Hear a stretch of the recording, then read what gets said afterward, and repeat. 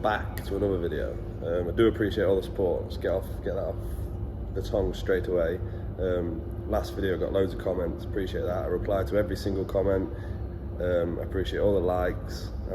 There's some form of traction coming now, so I do appreciate it. The last video I actually cut short. I filmed a lot more content for that video, but I realised the video got really long. So the clips to follow actually follow on from the same day as the end of the last video.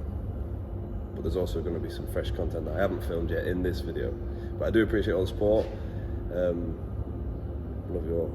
Like I say, I'll reply to all the comments. So let me know what you want to see, what you don't want to see, what you do like, what you don't like, and what you want to see improved. Because I do appreciate the constructive criticism. I love it all. Right, let's get this. Is the next job. I've got that top mirror glass to replace, the mirror back obviously, and in the process the cab's all been smacked, but there's not a lot I can do. Not a lot I can do about that. Low battery warning popped up then. Yeah, not very good, huh?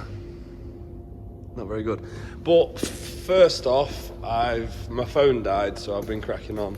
I've bolted on some brackets. I've bolted these brackets on for this toolbox. I don't know where my gaffer's got these toolboxes from.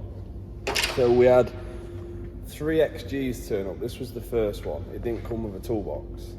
The second 2 came with toolboxes, but they went through a different paint shop. So I don't know whether these toolboxes have come. I don't know whether they're genuine DAF thing or if they've come from the paint shop. But anyway, the brackets were bolt on job, 8 bolts. So I unbolted 8 bolts out of the chassis and the bracket lined straight up. So essentially that's all you've missed, is me undoing 8 bolts and doing 8 bolts back up. Now I'm going to square this. Let me just zoom out a bit. That way. I'm going to square this toolbox up so it's parallel with the chassis, because as much as the bracket's fitted straight on, it's not perfect. So I'm going to make sure the gap from there to there and there to there is the same. Then I'm going to mark some holes on the bottom, because I've got to make the holes in the toolbox to mount to these brackets. And then inside, you come back here, I've got to put a shelf in it. Also, them wheel chocks are in that gap, so I've unbolted them. I'm going to bolt them to the side of this box. Boom, boom. I'm not going to put you on time lapse because I'm low on battery. We'll just jump back in every time we get to a stage that's worth showing you, I suppose. That's what we're going to do. It's about 3:30 now, so hopefully get this done before I go home tonight. This toolbox bit, do the mirror tomorrow, because I'm in tomorrow. Got a few more jobs to do tomorrow. We'll roll on to tomorrow as well, hopefully. No, I can't figure out what's going off here, but I've been playing about with the angle of this box for ages. I was trying to measure the gap from there to there and there to there. I got that set, and it looked skew width. And no matter where I took measurements, it didn't look right when I had it squared to the chassis. So I don't know whether the chassis is tapered, I don't know. But basically, I've opted by eyeing it up as opposed to measuring it up. So I've eyed it up square with the silencer and this outside chassis leg. I don't know if you can see that. So I've lined it up with that as opposed to using my measuring tape, because I'll be honest, when I actually measured it, it just looked daft. It looked like it was on the wonk. So I'm just measuring it by eye, because it just looks better on this occasion. God knows. So all the boxes mounted now. I've put a bolt in each corner, and I've put an O-ring under each bolt to obviously give it a bit of weatherproofing. That's just a Fairy liquid bottle of oil for the driver's ratchets. He's asked if I could put the shelf just high enough that he can get his bottle of oil underneath it. I don't know what's wrong with a tin of spray grease, but hey ho. So I'm going to put the shelf at 12 inches high. These are what I've already cut. I haven't bolted it in yet. That's just because it's been cut. It's been cut to the right length. So I'm going to bolt that bit of angle iron in there at 12 inches. And the other one, because I'm putting wheel chocks on the side, and I don't want to pepper it with more holes than I need to. That's about to fall. No, it's not. What I've done is I've cut my bit of angle iron to length, and I've drilled my holes for my wheel chocks already. so I can offer that up and use the wheel chock holder bolts to hold the angle iron to the inside of the box as well. So it serves two purposes. So I'm going to have 4 holes on this side and just 2 on that side, and I'll put O-rings on all the holes. And then I'm going to have to find a bit of timber somewhere for the shelf, or a thickish bit of steel. Ideally timber, because I feel like metal's going to rattle unless I bolt it down and mess with that. Timber's going to be plenty good enough for a couple of ratchet straps, isn't it? If I can find some. If not, I'll use some sheet steel. I'm not bothered. But I'm going to get them bolted in now. I'm about ready to go home. I've got a party tonight. It's one of my mates, old primary school mates' engagement party tonight. So go home, have a shower, grab the kids and wife, and grab a drink. Yes. But let's get these hangers bolted in. Get this job buttoned up so tomorrow I've just got that mirror and mirror back to do on this one. Let's get cracking. That's all this toolbox all done. It's not a toolbox, it's a ratchet strap box, to be correct. I did make a slight boo-boo. I didn't think about the door lock hinge when I made my shelf. That's why there's this cutout in there. But yeah, she's done. Wheel chocks mounted, shelf made, a couple of bits of angle iron underneath, bit of rubber matting at the bottom. She's a good one. So tomorrow, when I come in, I'll chuck a mirror glass in that, mirror back, and then on to the next jobs. Sweet as. Catch you tomorrow. I'm on with this XG mirror now. Looks super simple again. It's like the old style. So the glass, to remove the broken glass on this truck, it's like the old ones. You just knock it up. So tip the bottom in like that, and then pull the mirror up, and it'll like unclick. And then on the actual mirror back, looks like you hook that edge in first, and then just snap this side in. Quick job. I'll try and pop the camera up so you can see what I'm doing. So I'm going to pull the mirror glass up. It literally just disconnects that. Disconnect the cables for the heated mirror. The yellow was to the left. I'm not sure that matters. I know it doesn't matter, but I'll put it back as it was anyway. There's the new glass.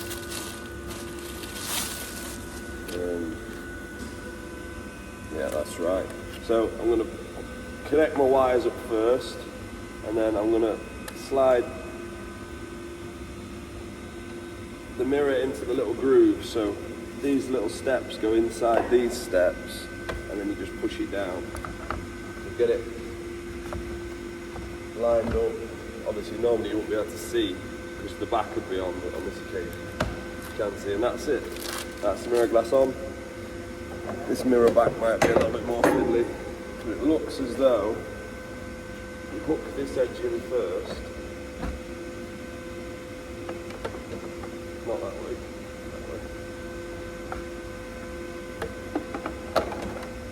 Hook that edge in first, I think.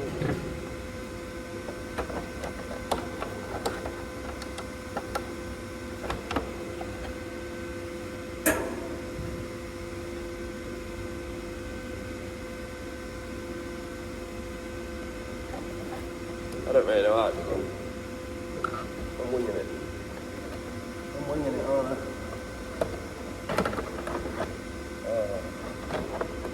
We're going to come back to this because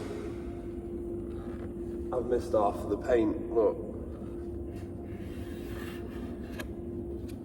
I'm just going to put a couple of coats on that because I didn't realise that was the face you could see. I thought it was a bit like a Volvo where they just snap on. But they don't, this actually wraps around. So we're back in half an hour. I'm just going to put a bit of paint on that edge and let it dry.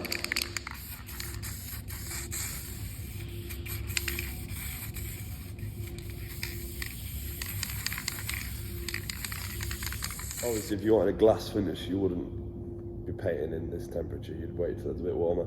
You wouldn't paint on the floor, you'd probably scratch. I've already scratched that panel up with some Scotch Brite, but you'd probably have to knock it back. It's a mirror back, mate. It needs to be blued, doesn't it? If the driver wants to whinge, shouldn't have knocked his one off, should he? We'll get that half an hour. I'm going to clean some tools up from last night, and I've got a tanker I need to bring in for MOT prep, so I'll get that dragged in whilst that dries. Tidy some tools up.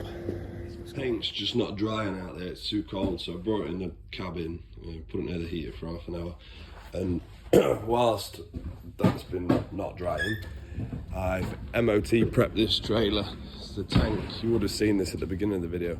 I had this in Friday, it's Sunday now. I did a side guard, some damage on the side guard. Made that wing stay because that snapped off. I've MOT prepped it. I didn't realise it was MOT prep. I got it loaded Friday afternoon. Because these are a nightmare to get loaded for test because they're dedicated loads. So it's loaded. I've inspected it. All that needs doing is it needs a ministry plate holder and a brake test. But because this only parks on 2 axles and it's on disc brakes, all the brakes are like new. But doesn't mean you're going to get a decent brake reading. If you know a bit about 3-axle trailers, if it only parks on 2, you kind of got to do sign of the cross before it goes in for MOT. Because I could get a pass on my rollers, go down there, and it can all go wrong. You can drop 1% and it'll fail its test on park. They're a nightmare. So I'm going to change that ministry plate holder, do a lap around the airfield, get the brakes warmish, and then do a brake test, and then just wants an MOT wash, which is a flick over the steam cleaner because it's not too bad. And this one will be done for tomorrow morning's test. This is a 7:30 AM test tomorrow morning, which I'll take. But we'll pop that mirror on when it's dry. I'll come back to that because I'm thinking about all the jobs I've filmed for this video. I think filming this job's probably going to make it too long, so I'll put this in next week's video. A bit to do with this tank and whatever pops up because I'm at work tomorrow and Tuesday as well. So yeah, come back to you when that panel's finally dry. Hopefully it shouldn't take too much longer now. I got lucky with this tank, so I've got a full set of locks with my warmed brakes. With them disc brakes that park on 2, your brake pads can look brand new, your discs can look brand new, but they go rock hard. Every year, well, normally every year on them tanks, I have to put a new set of pads in because they've gone rock hard and they're still at 98% thickness. It's sickening. But this time, we've got a full set of locks. Whether it does that again tomorrow is a different story. All I can do is my best. They're a pain in the bum hole. They really are. I like drum brakes and trailers that park on all 3 axles. For the extra 2 chambers, why don't they just do it? I don't know. But anyway, that's that job done. This plastic panel should be dry now, so let's click that on. And then I'm going to MOT wash that. And then there's other stuff that needs doing too. Wipe all my mucky marks off it.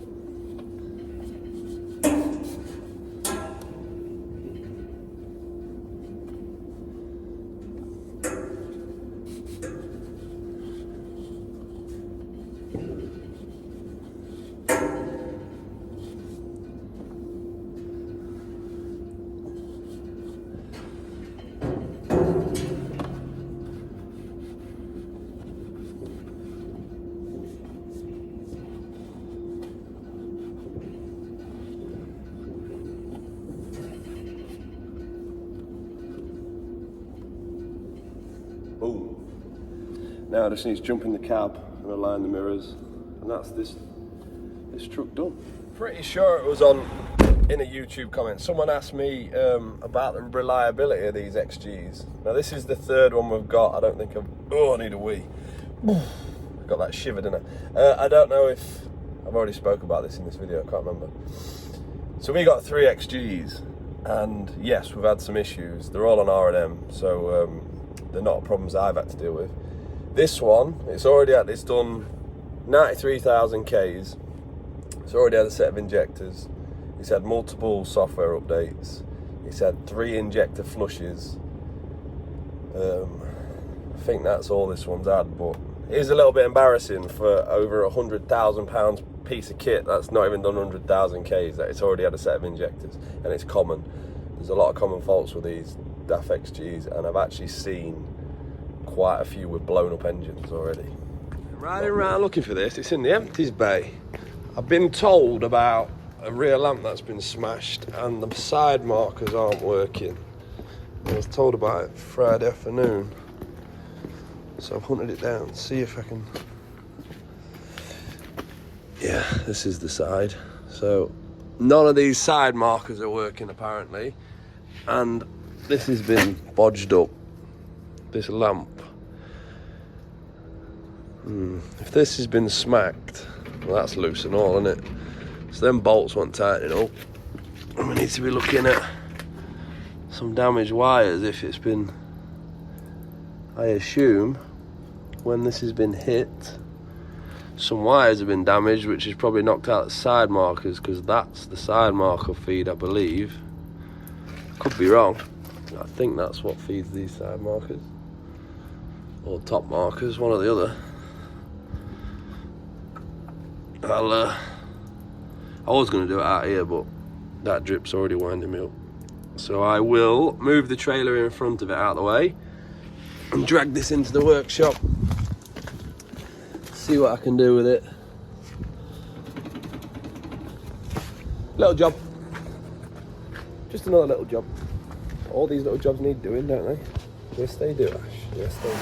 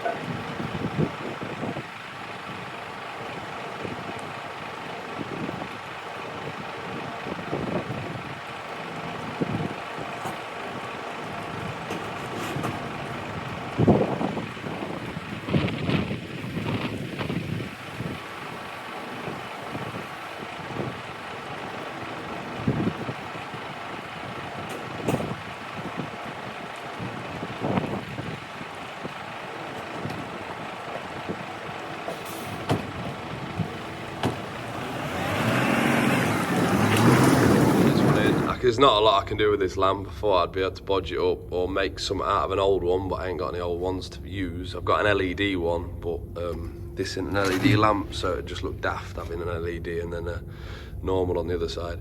So this needs a new lamp. So what I've got to do here is tighten them two bolts up, and I've found the problem with the side lights already. When the plug's been damaged, it's damaged this cable down here too. So that one's cutting out and mending. So simple job. Let's get it done. That's that cable mended. I got a part number off the back of the lamp when I had it unbolted and sent that to Partick on their WhatsApp chat. So Monday they'll send me one of them lamps up. Let's just check the work, innit? That side's working. But that wasn't the side that was the issue. It was this side. Boom. That'll do, donkey. I've got my shunter on the pit, which has been inspected, and we've found a few defects with it. So it's going to be one of today's jobs. We've got air tank leaking. See if I can.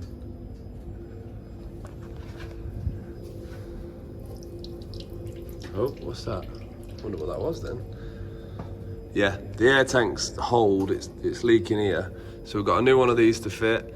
Got 2 brake chambers to fit, because one of them's leaking on foot brakes, so you may as well do it as a pair.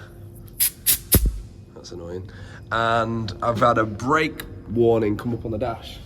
So, check the brake pads, obviously. I can hear these leaking. I don't think you'll be able to hear them. But it wants rear pads and all. So, rear pads, rear air tank, and 2 brake chambers on this bad boy. So let's get started. I'm gonna start with this air tank. It's this one here.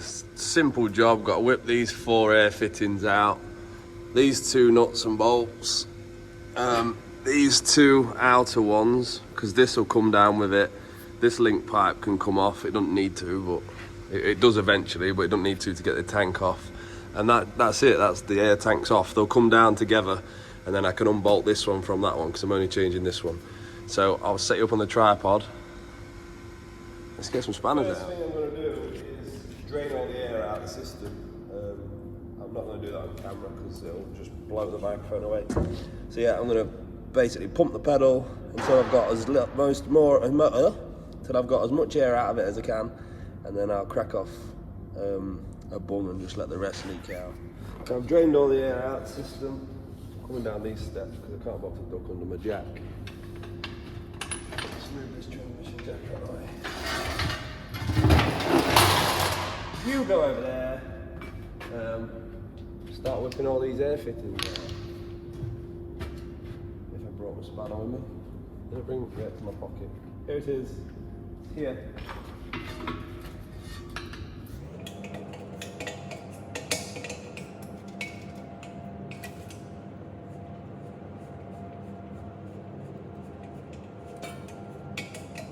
Tell you what you wouldn't believe.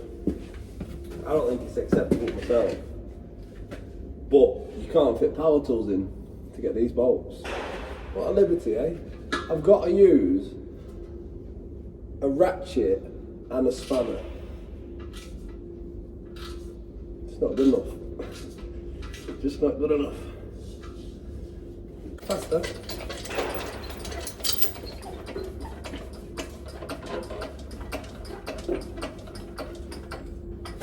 That's got it. Now I may remove these two bolts fully. Very good. There's one. There's another. When I twist this, no, press the foot pedal, it's the new one.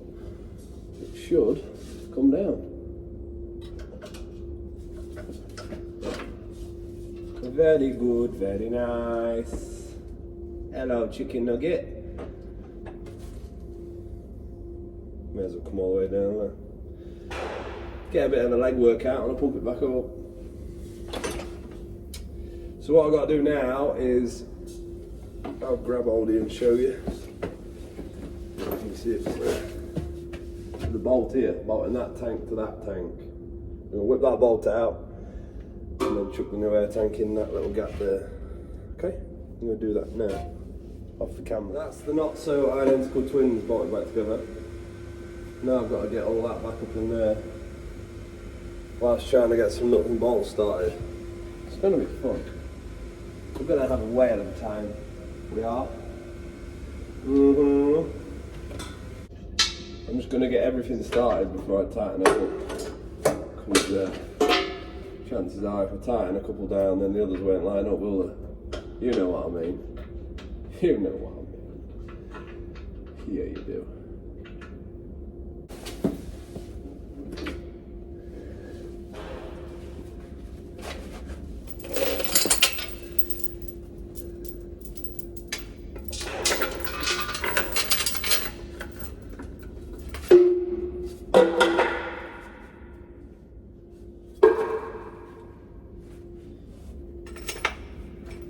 Very slow.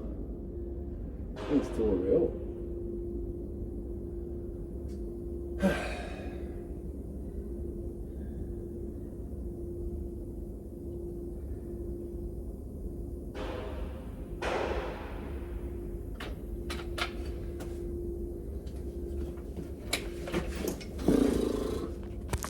That's that all bang back together. Now I'm going to jack the back axle up and whip these wheels off.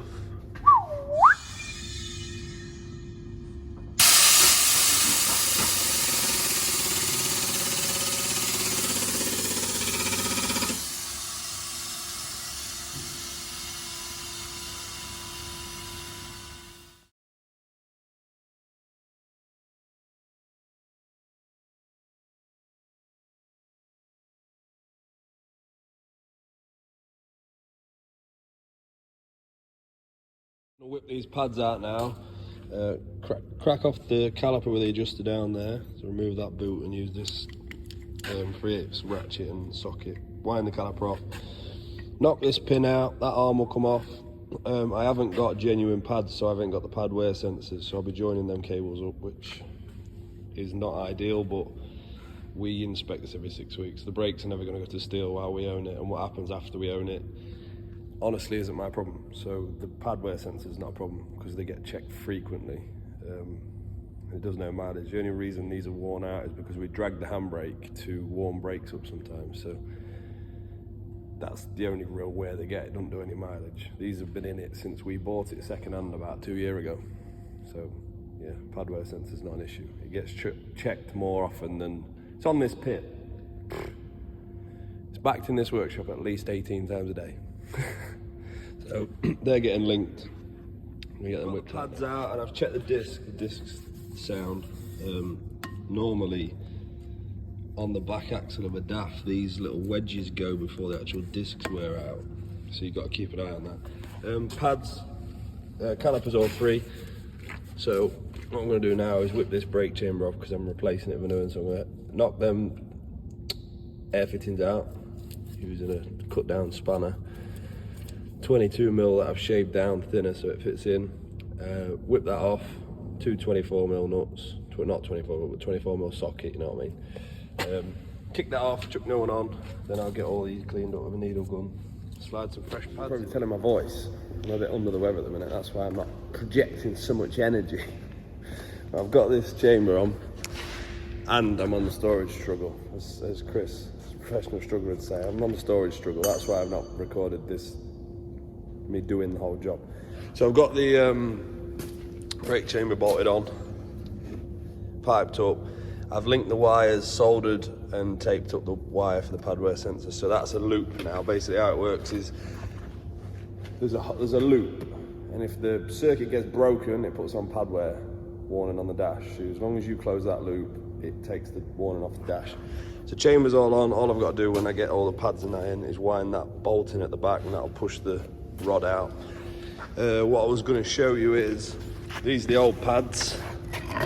Obviously, as you can see, they've gone rock hard because they've been hot. So they're shot. They've gone rock hard, and if you put them next to a new pad, you can see that they're fairly well worn. So I'm going to chuck these in now and get this side chucked back together. Back on with this job now. I'm going to whip these two nuts off, link these sensor wires together, fresh pads, check sliders, clean up the carrier, light work, let's go.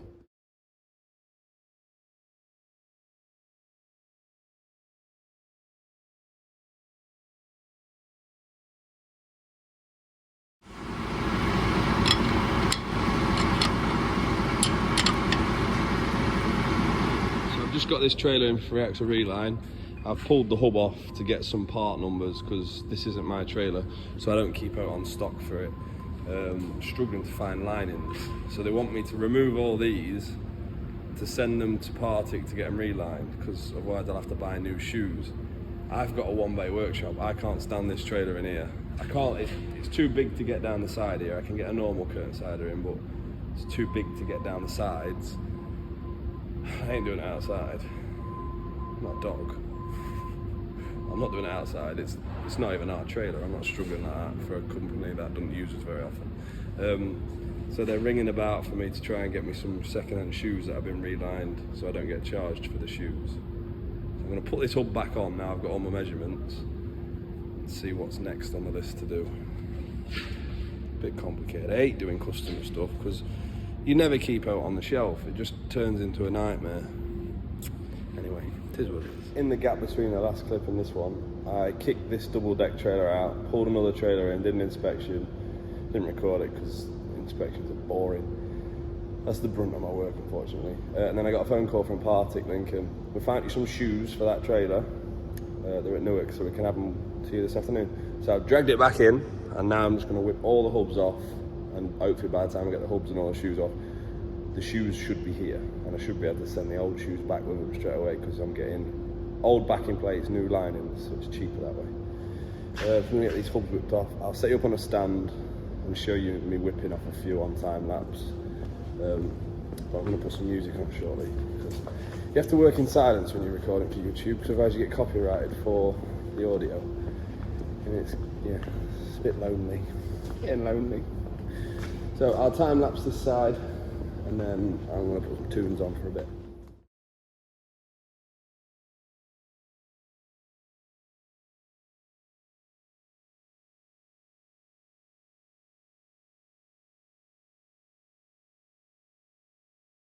Another day today, follow on from yesterday's video. I whipped all these hubs off, did a few jobs in the middle. I've done a brake chamber this morning on a breakdown. I'm back on with this brake reline job. That one's all built up and done, so I'm going to show you this one and then I'll blast through all the others because it's all the same axle one, because the middle axles have ABS sensors on this. It's got obviously two speed sensors across the middle axle. I'm not changing drums. I've consulted the customer. 1,362 quid for 6 drums. I told him I think they'll run again. What do you want to do? And he said run them again. So that's what we're doing. So that's the reason I haven't split the hubs. So that saves a lot of work, because you've got to obviously remove all the wheel nuts, knock the studs out to change the drums, and then knock the studs back in. So it saves a couple of hours labour as well. With this side, what you want to do is clean up this sensor and make sure it slides free in this hanger. So you want to be able to push it back and forward free, because what we're going to do is push it all the way forward. So when I slide that hub on, it'll gap itself with the exciter ring. So this is all going to be cleaned up. These are going to be replaced. These little C-clips all cleaned up, S-cam all cleaned up, stub all cleaned up. Make sure that slides in and out free, and make sure this exciter ring is all clean as well. So when I push the hub back on, it'll gap itself. And one thing I will say is, when you slide these on as a cassette, you need to be very careful that you don't smack the end of this stub axle on that exciter ring and dint it, because if you dink that ring, you'll end up with an air gap, like a speed. It'll affect the hall sensor. You end up with an ABS fault. So when you slide that cassette on, be ever so careful that that stub goes straight through the hole and you're not banging it against it, because it will create problems. So I'm going to get all this cleaned up. I'm not going to record it because it's pretty basic stuff. Basically emery paper, knock them off, emery paper, then we'll put the new clips on. I've got this little attachment for my drill here, which I run over the S-cams. I'll show you quick. Basically just do that. Make sure they're all clean. Clean all this up. All basically just cleaning. Simple stuff. And then I'll show you chucking the shoes. So I had to knock out all the old rollers out, the old shoes, because the new ones didn't come with it. Sometimes they do, sometimes they don't. So I'm popping them back in as well. Clean them up a little bit. They slide in there with 2 clips, and you knock the pin through. Simple stuff.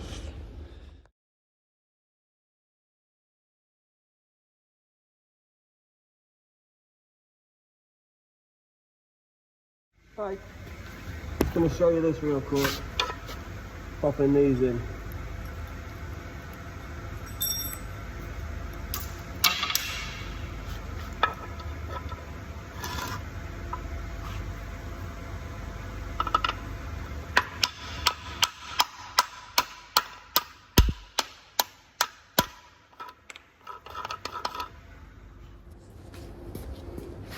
I'll take that off for a minute. So with these shoes, you've got all these springs to chuck in.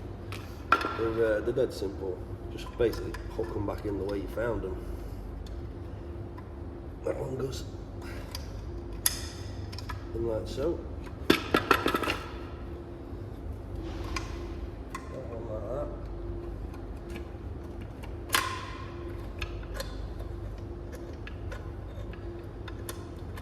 I did have gloves on. It's obviously fell by the wayside, hasn't it? Now the camera's on, I can't, like a man with alarms. There we go. Then you got to hook these on. These are a pain to actually get past the S-cam. You can do it. It's, well, you've got to do it. You've got no choice. There's no can. You've got to. So hook these springs back on.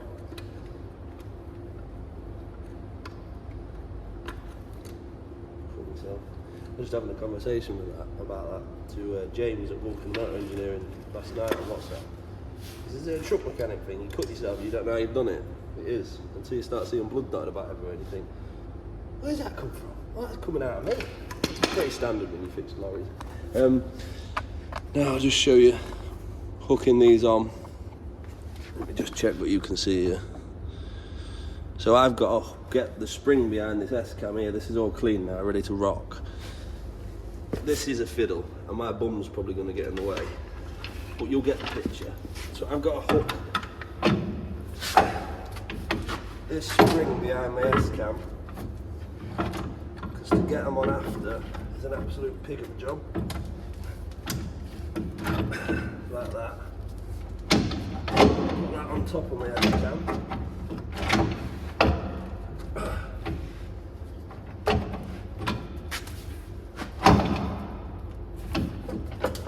It's never very elegant. It's not that I'm rubbish at my job, it's just never a very elegant job. Try and get that over there. Something's stopping me.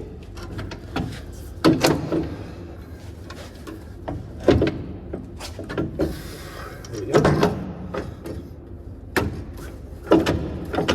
That's one of her. I'm going to knock, I don't know if you can see it, I'm going to knock that down. Stop it popping back off on me. Can find my hammer. It's all the way over there. First.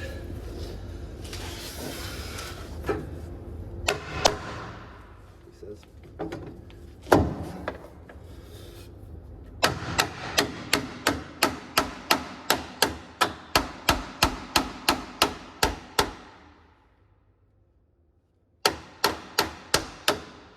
That's locked in now, so I can wrestle this bottom one without it popping back out and smacking my knuckles. So I'm going to put it over this S-cam first, force it back, and then hook it over this clip at the front. There we go.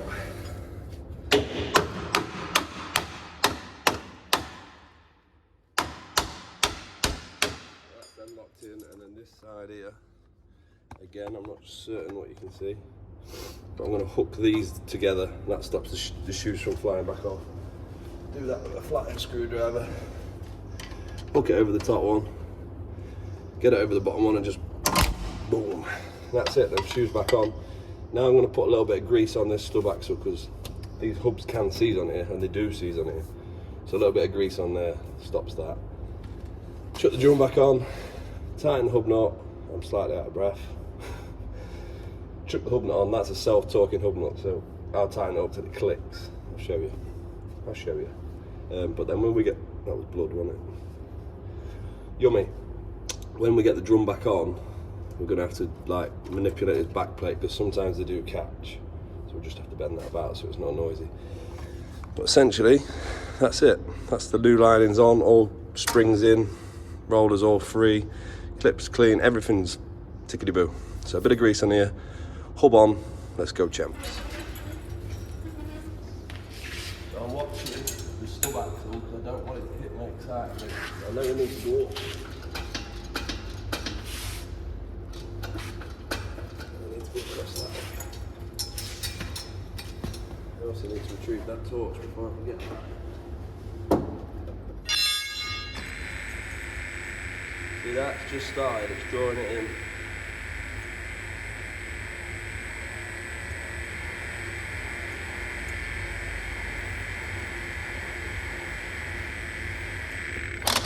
Boom. Check that spins free. Wonderful. Just gonna get a spanner.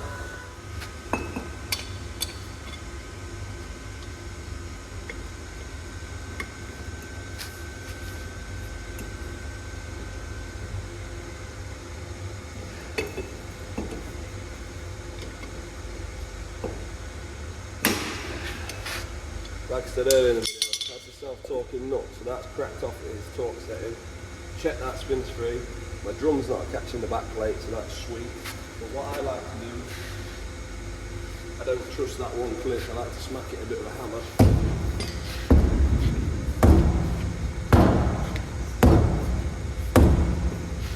Make sure it's properly seated. And then give it another check. Just something I like to do. I don't know if it's common practice or what, but I found every now and again when I do that, I get another 5-degree turn. You know, that moved a little bit. So I'm happy at that. Put my little lock wedge in.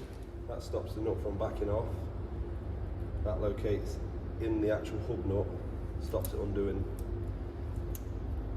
Put put them clips around. I'm going to wipe that out a bit because I've got a bit of dusting from that socket. So I'm going to get a fresh bit of rag. Pop hubcap back on. Before I tighten up, I'm just going to check wheelbase play. That's mint. So now I can rattle this hubcap up with my nut gun. You don't get tight with these, just nip them up.